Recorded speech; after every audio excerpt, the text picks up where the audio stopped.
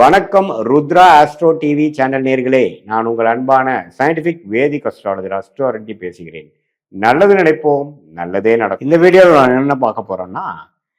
கடகராசிக்காரர்களுக்கு 2026 செப்டம்பர் மாதம் எத்தகைய ஒரு பலாபலன்கள் நிறைந்த ஒரு மாதமாக இருக்க போகுதுங்கிறத சயின்டிபிக் வேதிக் அஸ்ட்ராலஜி முறையில அறிவியல் சார்ந்த இந்திய ஜோதிட படி, இந்திய வேத ஜோதிட அடிப்படையிலான அமைப்பு படி எந்த விதத்திலும் நம்ம பரிகாரம் அது மாதிரி ஒரு மூட நம்பிக்கைகளை போகாமல் மிகைப்படுத்தாமல் உள்ளது உள்ளவாறு ஒரு கிரகம் ஒரு இடத்துல இருக்கும் பொழுது நம்மளுடைய கர்மாவின் அடிப்படையில் அந்த ராசிக்கு எந்த தாக்கத்தை கொடுக்க போறாருங்கிறத நம்ம மிகைப்படுத்தாமல் துல்லியமா பார்க்க போறோம். இப்ப பாருங்க, கடகராசிக்கு 2026 செப்டம்பர் மாதம் எப்படி இருக்குன்னு பாத்தீங்கன்னா, மாதத்தின் ஸ்டார்டிங்லேயே பாருங்க, சுக்கிரன்கிறவர் 4ஆம் இடத்துக்கு போய் இடம், வீடு, வண்டி, வாகனம் அது மாதிரி விஷயத்துல சில பெனிஃபிட்ஸ் கொடுக்குறார். வேலையில ஒரு முன்னேற்றத்தை கொடுக்க பார்க்கிறார். அதே சமயத்துல இடம், வீடு, வண்டி, வாகனம், தாயார் விஷயத்துல ஒரு பாசிட்டிவான அமைப்புகளை கொடுக்கிறார். அதே மாதிரி ராஜோகாதிபதியாகிய செவ்வாய் 12ஆம் இடத்துல இருந்தாலும் ஒரு சுப விரயங்கள், சில மாநிலம் வெளிநாடு மூவ்மெண்ட், சில சேஞ்சஸ், சில இன்வெஸ்ட்மெண்ட்ஸ் அது மாதிரி சிலதை கொடுத்து நல்ல பாசிட்டிவான ரிசல்ட்டை கொடுக்க பார்க்கிறார். அதே மாதிரி ராகு 8ஆம் இடத்திலும், கேது 2ஆம் இடத்திலும், புதன் சூரியன் 2ஆம் இடங்கிற தனஸ்தானத்திலே இருந்து சில பண வரவுகளுக்கு நோக்கி சில செயல்பாடுகளை செய்யக்கூடிய அமைப்புகள்,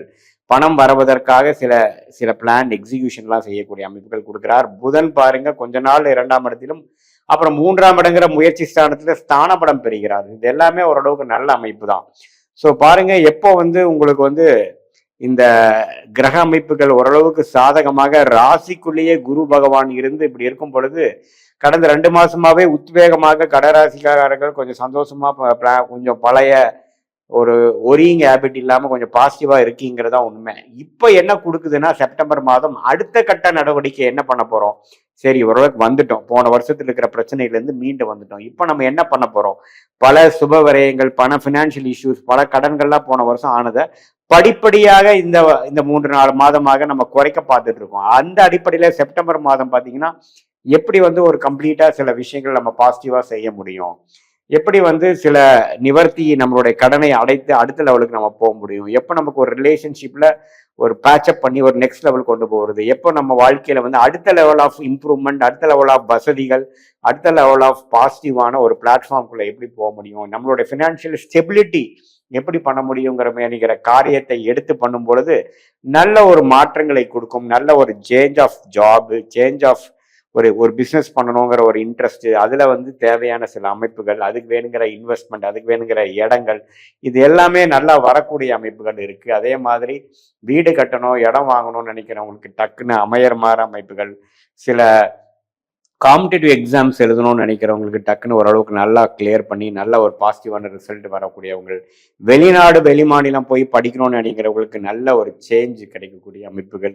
அதே சமயத்துல பூர்வீகமா அப்பாவனால கொஞ்சம் பிரச்சனைகள் வந்துட்டு இருக்குங்கிறதுக்கு அப்பா மூலமா கொஞ்சம் பேச்சப் பண்ணி நமக்கு அதுக்கு வர வேண்டிய சில சப்போர்ட்டுகள், இது மாதிரி பல விஷயங்கள் நம்ம பாசிட்டிவா வரக்கூடிய அமைப்புகள் இருக்கு. வெளி மாநிலம் வெளிநாடு மூலமாக சில பாசிட்டிவான அமைப்பு, இம்போர்ட் எக்ஸ்போர்ட் பண்றவங்க, ரியல் எஸ்டேட் பண்றவங்களுக்குலாம் ஒரு நல்ல பெரிய இன்வெஸ்ட்மெண்ட் பண்ணி அது மூலமாக பலத்த லாபம் பெறக்கூடிய அமைப்புகள் எல்லாம் இந்த கிரக அமைப்புகள் ஆகிய சூரியன், புதன், சுக்கிரன், செவ்வாய் எல்லாம் ஓரளவுக்கு சாதகமான அமைப்பு இருந்து குரு ராசிக்குள்ளேயே இருந்து 5, 7, 9ஆம் இடத்தை பார்த்து நம்ம பேசிட்டு இருக்கக்கூடிய, நம்ம பழகிட்டு இருக்கக்கூடிய வட்டாரங்கள், குழந்தைகள் நம்ம கொஞ்சம் கவனிக்க முடியாம போனதெல்லாம் குழந்தைகளை கொஞ்சம் நல்லா கவனிக்கிறது, அவங்க மூலமாக நல்ல ஒரு நற்செய்தி வருவது, கல்யாணம் சட்டுன்னு நடக்காம இருக்கிறவங்களுக்கு கல்யாணம் அரேஞ்ச் ஆகுறது, நண்பர்கள் வட்டாரம் மூலமா ஒரு கான்டாக்ட்ஸ் மூலமாக ஒரு பிசினஸ் பண்றது, இது மாதிரி நம்மளுடைய சோசியல் லைஃப் எல்லாமே அடுத்த லெவல் டெவலப்மெண்ட் ஆகக்கூடிய அமைப்பை கொடுக்கக்கூடிய ஒரு அற்புதமான ஒரு கிரக பெயர்ச்சி நம்ம ஜாதகத்துல இப்போ ஓடிட்டு இருக்கிறத நீங்க நல்லாவே கடகராசிக்காரங்க பெனிஃபிட் அடைஞ்சுக்கணும். உடம்பு உபாதைகளால போன வருடம் மூலமா பாதிக்கப்பட்டுட்டு இருந்தவங்களுக்கு இப்போ கொஞ்சம் ரிலீஃப் பரவாயில்ல, இப்போ கொஞ்சம் உடம்பு சொன்னபடி கேட்குதுங்கிற மாதிரி சில விஷயங்கள் அதை அப்படியே மெயின்டைன் பண்ணிக்கணும். அதுல மாதிரி பழைய ஹேபிட்ஸ் நீங்க போகக்கூடாது. லைஃப் ஸ்டைல் ஓரியன்ட் டிசீஸ்ல இருந்து பாதுகாக்கிறதுக்கு நீங்க அதுக்கு தகுந்த மாதிரி சில வேலைகளும், அதுக்கு தகுந்த மாதிரி சில அந்த லைஃப் ஸ்டைல் ஓரியன்ட் சேஞ்சஸை நீங்க கொண்டு அதை நீங்க இம்ப்ளிமெண்ட் பண்ணும் பொழுது வாழ்க்கையில நல்ல ஒரு மகிழ்ச்சி, நல்ல ஒரு மாற்றங்கள் உங்களுக்கு தெரியும். அதே சமயத்தில் பேசும் பொழுது தவறான ஒரு கம்யூனிகேஷன் நம்ம பண்ணிடுறோமாங்கிறது கேர்ஃபுல்லா இருக்கணும். ஏன்னா கேதுவே வந்து 2ஆம் இடத்துல இருந்து சூரியன் புதனோட சேரும் பொழுது நாம சொல்ல நினைக்கிறது ஒண்ணு, அங்க கன்வே ஆகிறது ஒண்ணுங்கிற மாதிரி இருக்கும். இமெயில் கம்யூனிகேஷன் மற்ற கம்யூனிகேஷன்லாம் பண்ணும் பொழுது ஓரளவுக்கு கேர்ஃபுல்லா பண்ணணுங்கிறது நான் கேட்டுக்கிறேன். மற்றபடி கடகராசிக்காரர்களுக்கு ஓரளவுக்கு சில சுப விரயங்கள் ஆகிற மாதிரி இருந்தாலும் பாசிட்டிவான ரிசல்ட்டை நோக்கி, ப்ரொடக்டிவான ரிசல்ட்டை நோக்கி தான் போய் கொண்டிருக்கிறதுங்கிறத நம்ம தெரிஞ்சுக்கணும். ஸோ அதனால நம்ம ஓவர் திங்கிங் பண்ணாமல் நம்ம பிளேட்ல இப்போ கடவுள் என்ன வைத்திருக்கிறாரோ அதை டக்குன்னு எவ்வளோ தூரம் ஸ்திரத்தன்மையோட கிரியேட்டிவா நம்ம செய்ய முடியுமோ, பலனை எதிர்பார்க்காமல் நம்ம ப்ராசஸை கரெக்டாக செய்யும் பொழுது இப்போ இருக்கக்கூடிய கிரக அமைப்பு மூலமாக நல்ல பலன்கள் வயது வித்தியாசம் இல்லாமல் எல்லா கடகராசிக்காரர்களுக்கும் உண்டு. அஸ்தம சனி எல்லாமே முடிந்து விட்டது. உங்களுக்கு உண்மையில் வர்றதெல்லாம் கொஞ்சம் பாசிட்டிவான விஷயமா இருக்குதுங்கிறத தெரிந்து கொள்ள வேண்டும். இது ஒரு பொதுவான பலனே தவிர உங்களுடைய ஜென்ம ஜாதகத்துல நீங்க எந்த தேதி எந்த நேரத்துல பிறந்தீங்கன்னு வச்சு ஜாதகத்தை போட்டு நீங்க எந்த லக்னத்துல பிறந்தீங்க, நீங்க எந்த நட்சத்திரத்துல பிறந்தீங்க, நீங்க வந்து ஆயிலி நட்சத்திரமா, பூச நட்சத்திரமா, புனர்பூச நட்சத்திரமா, எந்த மாதிரி ஒரு தசாபுக்திகள் போய் கொண்டிருக்குது, அந்த தசநாதனும் புக்திநாதனும் இப்போ கோச்சாரத்துல எது மாதிரி ஒரு அமைப்புல வந்து போய் கொண்டிருக்கிறார்கள், அதோட ஸ்தானபலம் திக்பலம் என்னங்கிறது எல்லாமே 9 கிரகம் 12 கட்டத்துல 27 நட்சத்திரத்துல சேர்த்து வைத்து பார்க்கும் பொழுது ஒரு துல்லியமான பலன்கள், அடுத்து வரக்கூடிய ஷார்ட் டேர்ம் எப்படி இருக்கு, அடுத்து வரக்கூடிய லாங் டேர்ம் எப்படி இருக்கு, எது மாதிரி விஷயங்கள் நமக்கு நன்மை பயக்கும், எது மாதிரி விஷயங்கள் நமக்கு சரியா வராது, நமக்கு பிடித்தமான துறை என்ன, நம்மளுடைய வேலையா